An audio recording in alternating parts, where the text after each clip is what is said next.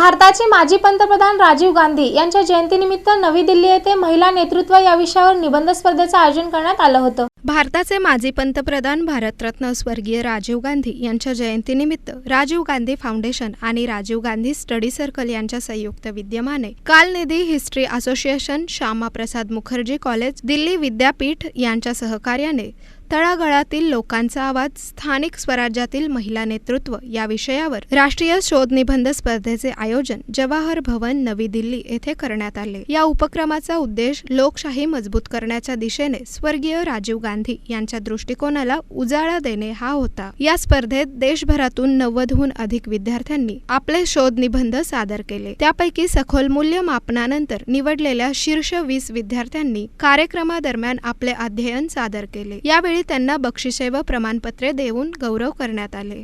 या कार्यक्रमाला विशेष मान्यवर म्हणून राजस्थानचे माजी मुख्यमंत्री अशोक गहलोत, खासदार प्रणिती सुशीलकुमार शिंदे, माजी मंत्री मीनाक्षी नटराजन, वरिष्ठ पत्रकार निधी कुलपती आणि प्राध्यापक साधना शर्मा उपस्थित होते। माजी पंतप्रधान स्वर्गीय राजीव गांधी यांनी महिलांना स्थानिक स्वराज्य संस्थांमध्ये आरक्षण देण्याचा ऐतिहासिक निर्णय घेतला होता। त्यांच्या दूरदृष्टीमुळे महिलांसाठी प्रतिनिधित्वाची नवी दारे खुली झाली आणि आज त्या सक्षम नेतृत्वाच्या स्वरूपास उदयास येत आहेत।